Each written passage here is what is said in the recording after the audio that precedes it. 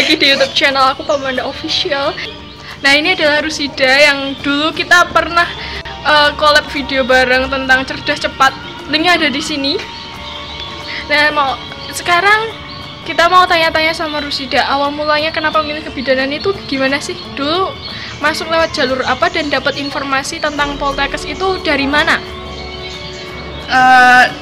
Masuk kebidanan itu cita-cita ya udah lama, dari SMP emang pengen banget jadi bidan. Terus dulu masuk sini lewat jalur rapot PMDP.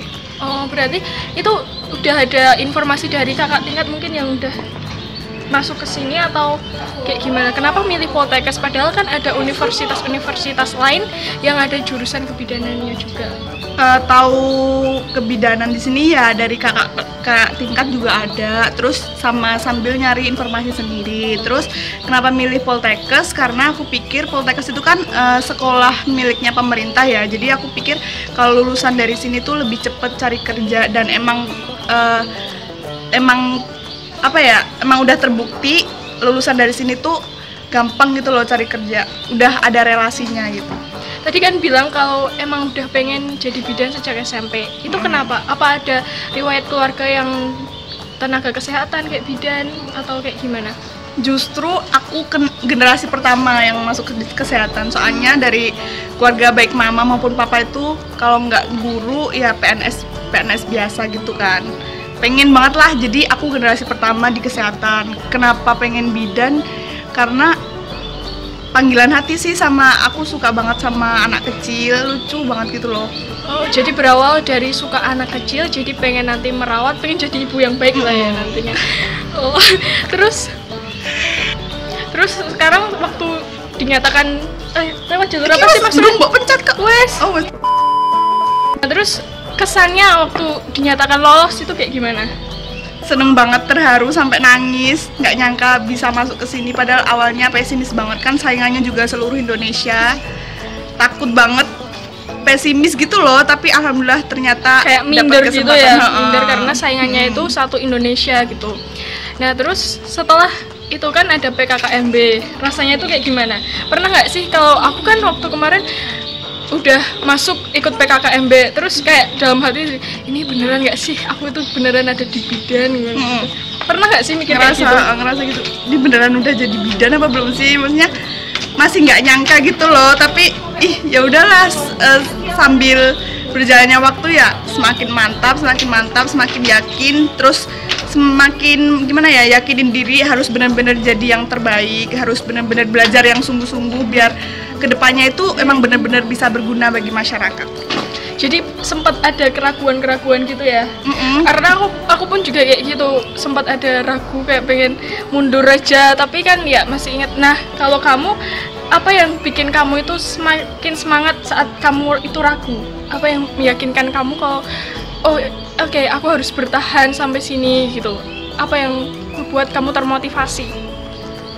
Kalau aku sekali melangkah ya udah harus jalan terus, nggak boleh ngelihat ke belakang. Karena apa? Harus ada orang tua yang harus dibanggakan. Terus aku juga mau buktiin sama orang-orang yang ngerendahin aku atau yang memandang aku sebelah mata kalau aku tuh emang bisa, dan aku bisa membanggakan kedua orang tua, bisa ngangkat derajat kedua orang tua gitu. Oke, sangat menarik ya. Nah, kan tadi lewat jalur rapot. Nah, tentunya kan harus melewati tes kesehatan dan segala macam. Waktu tes kesehatan itu gimana rasanya? Ada bagian yang bikin kamu deg-degan atau kayak gimana sih persiapan kamu untuk masuk ke tes kesehatan? Ada sih, karena aku kan orangnya minus sama silinder ya. Kok minus? Maksudnya kesehatan matanya itu dia lewat minus dan silinder.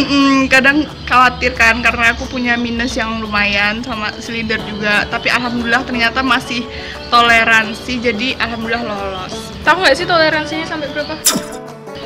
Karena nah, aku pun juga ini punya riwayat minus juga sama silinder gitu. Nah, sekarang kan kita udah semester 3. Kamu first impression lihat pembelajaran waktu kuliah itu kayak gimana sih? Kalau dari aku sih excited banget ya, seneng lah, maksudnya nambah ilmu baru. Terus kita juga bisa bedain mana yang mitos, mana yang fakta. Kan ada tuh yang kata-kata orang zaman dulu, simbah-simbahnya kita. Nah, kita tuh bener-bener ngebuktiin bener nggak sih kalau di dunia kesehatan tuh kayak gini tuh bener apa nggak sih. Jadi lebih gimana ya, tambah wawasan, tambah ilmu. Jadi ya seneng sih. Ya jadi kayak ada banyak banget mitos yang beredar kalau nggak boleh makan ini, kalau makan ini nanti kayak gini. Jadi kita lebih ngerti faktanya itu kayak gimana. Nah, kamu tahu nggak sih kalau misalkan kan ini kita mahasiswa pasti kan habis ini bentar lagi lulus. Tahu nggak sih kalau kemana aja prospek kerjanya mungkin dari informasi dari kakak tingkat atau dari siapa? Tahu nggak prospeknya kemana Kalau aja? prospek kerja itu pastinya banyak banget ya kalau lulusan Poltekkes. Dari kakak tingkat pun juga banyak, ada yang di puskesmas, ada yang di rumah sakit, terus ada juga kalau mau buka praktek mandiri juga bisa, nanti ada tesnya lagi, terus kalian juga bisa ikut bantu kerja di klinik, di bidan mandiri. Jadi ada yang banyak ke Jepang sih. juga ya? Ada yang ke Jepang bisa juga. ke Jepang juga. Nah, kalau misalkan pengen buka klinik itu harus profesi dulu ya. Yeah. Berarti dari D4 lanjut profesi, tapi dari Poltekkes sendiri itu udah D4 lanjut profesi. Jadi nanti kita kuliahnya berapa tahun? Dari D4-nya dulu itu 4 tahun, tambah profesinya 1 sampai 1,5 ya. Ya berarti totalnya 5,5 tahun lah. Semoga bisa lebih cepat karena ini juga ada pandemi juga kan. Jadi ada beberapa kendala juga mengenai pembelajaran yang kita seharusnya praktek tapi malah terkendala karena pandemi ini. Nah, kamu udah punya bayangan belum sih kalau misalkan nanti lulus nanti mau kerja di mana, terus mau ke instansi pemerintah atau swasta dulu? Udah ada bayangan belum? Pengennya cari pengalaman dulu, ikut kerja ke bidan senior atau di rumah sakit atau puskesmas. Tapi kalau ada rezeki lebih, mau kayak buka baby care gitu loh, mom care gitu loh. Jadi kayak spa gitu. Kayak spa gitu. Nah, terus ada rencana untuk lanjut S2? Ada nggak? Sempat kepikiran atau nggak? Lihat kondisi sih, situasional. Kok aku tadi serak tuh?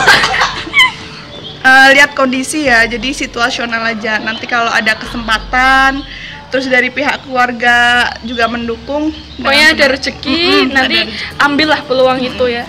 Oke, mungkin Rusida punya sepatah dua patah kata yang bisa disampaikan untuk mungkin maba-maba, karena ini kan juga ini nih banyak banget kan pada bingung jurusan gitu.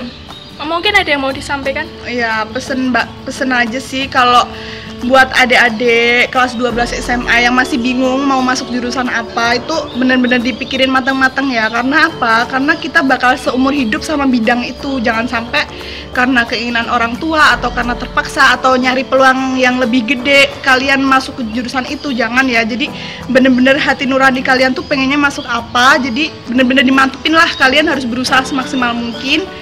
Toh nanti kalau kalian ngejalaninnya nyaman, seneng, kalian juga bakal betah gitu loh. Ya, jadi intinya harus kenali passion kalian sendiri. Habis itu kan kalau misalkan perguruan tinggi itu kan bukan hal yang main-main lah ya.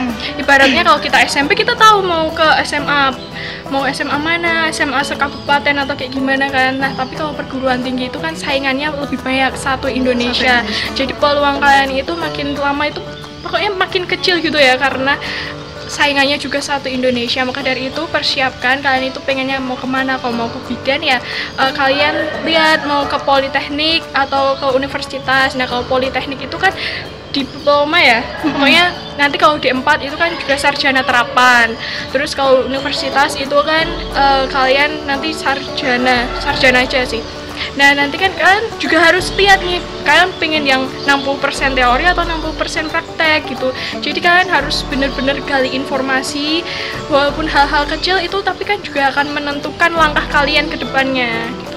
Jadi untuk Rusida, terima kasih udah mau sharing bareng. Sama-sama. Semoga video ini juga bermanfaat untuk kalian. Terima kasih untuk kalian yang udah nonton. Jangan lupa untuk like, comment, dan juga subscribe. Share ke teman-teman kalian, dan see you on the next video. Bye!